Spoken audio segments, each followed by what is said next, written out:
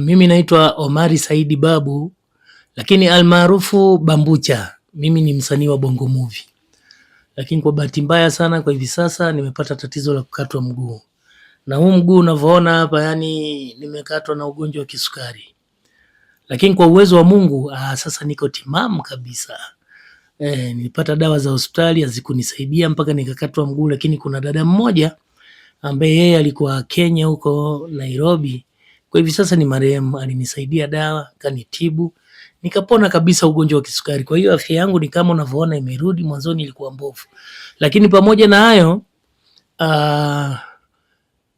mimi nimefanya kazi nyingi sana za sanaa. Nimecheza sinema na wasanii wenzangu wengi.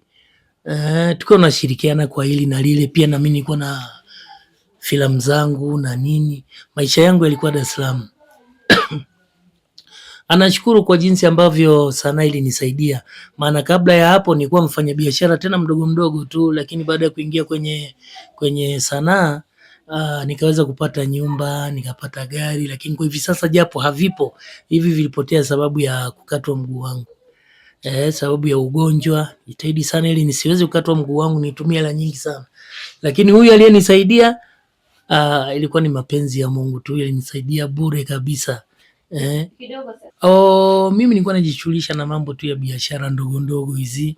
Pengine nilikuwa nauza perfume, nauza lotion, kwa sehemu mbalimbali mikoani, nilikuwa nachukua Dar es Salaam napeleka. Lakini maisha yangu mengi sana mimi nilikuwa Dar es Salaam. Nilikuwa naishi Dar es Salaam na hali yangu ilikuwa hivyo. Lakini mimi nilikuwa napenda sana, nilikuwa mshabiki sana wa sinema, haswa nilikuwa namshabikia sana jamaa mmoja ni Muhindi, anaitwa Amrish Pur, jambazi wa Kihindi. Sasa nikaangalia nikaona mbona mimi naweza kama huyu?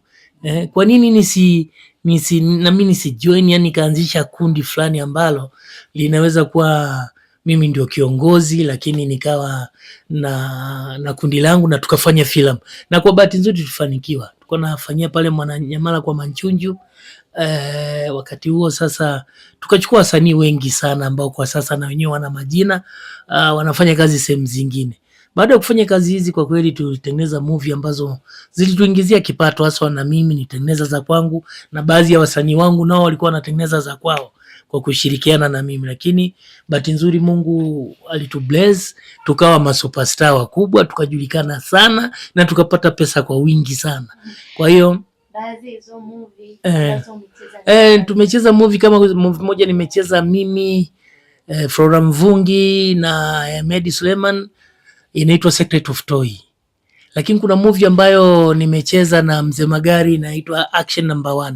Yaani tulikutana na wale watu ambao ni makatili. Na mimi sio roho yangu, lakini tunafundisha watu tu. Hata Mzee Magari ni mtu mpole sana, sio mkatili. Lakini tulikuwa tunafanya karakta yangu mimi ni ya Kubwa la Maadui. Ni yule Mzee Magari naye Kubwa la Maadui. Kwa bahati mbaya au nzuri sasa hivi hayuko, yeye anaishi Amerika sasa hivi. Lakini nilibakia mimi. Kwa hiyo kazi nyingi sana nilikuwa napewa mimi za Kubwa la Maadui. Kwa hiyo nilipenda hii na tukafanya movie nyingi kwa kweli, nimecheza zaidi ya 100 na kitu. Nimecheza na JB, Richi, nimecheza na kina Shilole, nimecheza na kina Irene Uwoya. Yaani movie ni nyingi kweli. Auntie Ezekiel, kama kuna sinema moja nzuri sana, ilikuwa kama comedy serious hivi. Nimecheza na Auntie Ezekiel na Mboto na Kajala Masanja. Inaitwa House Girl House Boy. Yaani mimi ndo nilikuwa bosi, mke wangu alikuwa Kajala Masanja, lakini Auntie Ezekiel na Mboto wao walikuwa wafanyakazi wangu wa ndani.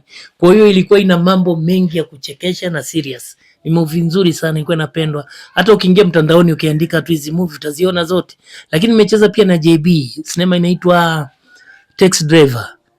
Tumecheza na Jack Molpa, nimecheza naye hiyo movie. Lakini ziko nyingi, sijui msanii gani ambaye hajapitia kucheza movie na mimi. Tumecheza wengi sana, kina Mzee Jengua, kabla hujafa hujaumbika. Alafu tumecheza movie nyingine inaitwa Sura Mbili.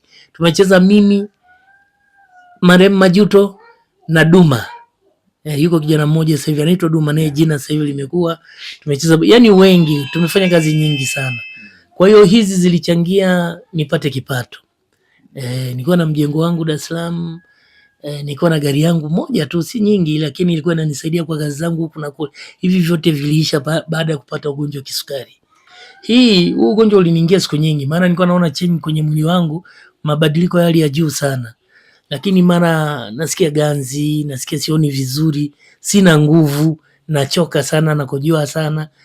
Sasa baada ya kwenda kupima nikaambiwa ni sukari. Baada ya siku 3 nimepima tu nikatokea na kidonda. Kilitokea tu, hata sijui itokea wapi. Kidonda kanakuwa kaponi. Basi nikatokea na kidonda hapo kama siku 3 hivi. Kikapasuka, nikasema fungus haiponi, kumbe sukari. Kwa hiyo ilienda hivyo mpaka mguu kaoza kabisa. Nikatembea kwa waganga wengi nikashindwa, baadaye nilikwenda hospitali. Na hii hali imenikuta nikiwa nafanya biashara zangu za kuuza CD mkoa wa Mara, Msoma huko. Basi nilikwenda kule nikaambiwa bwana, hii ni sukari na kidonda kimeshakuwa kiponi na mguu umeshakuwa mbaya, unaoza, yani unatoa funza kabisa. Sasa ushauri wa madaktari unaniambia ni ukate. Sasa mimi nikifikiria mimi ni msanii alafu nikatwe mguu, au kama mtafanyaje sasa? Lakini kwa uwezo wa Mungu nipata ujasiri na nikakatwa mguu. Baada ya kukatwa mguu sio kama ndio nilipona, lakini nilipambana sana, kidonda kikapona taratibu sana. Lakini kuna dada mmoja nilivorusha kwenye mitandao, alivyoona hali yangu akanambia, Bambuche, ungekuwa unanijua yani usingekatwa hata huo mguu. Kwa sababu kama ni sukari, yani ungekuwa umenijua mwanzo, hata mguu usingekatwa. Mimi nina dawa nzuri, naweza kukutibu kwa asili kabisa na ukapona sukari yako vizuri sana. Sasa mimi wakati huo nimeshakatwa mguu na siku kama ya 4. Akanambia njoo Nairobi. Nikamwambia sina kitu. Nitakujaje huko? Akanambia bana, nakutumia nauli. Akanitumia laki ngapi? 3. Nikaenda zangu Nairobi. Nilipofika Nairobi pale kanipokea na kuanza kunipa tiba. Ni msichana mdogo tu, miaka kama 30 na kitu hivi, kama na 2 hivi. Lakini yeye ananiambia ule utibabu alirisi kwa babu yake. Babu yake naye alishafariki. Kwa hiyo kwa jinsi tu ya sanaa, ona jinsi ilivyonijengea mazingira ya kutibiwa mguu sasa. Basi nikatibiwa hii sukari yangu wakati nimeshakatwa mguu. Sukari ikawa inaenda vizuri, mwili wangu kaanza kurudi, maana nilikonda sana. Ukiona video zangu ambazo nilikuwa bado niko hospitali zilikuwa sio hivi. Sasa hivi hata nikikwambia mimi nilikuwa naumwa sukari unaweza ukakataa kabisa, lakini ni sukari ndio iliniletea hali kama hiyo. Basi nikakaa kama miaka 2 hivi.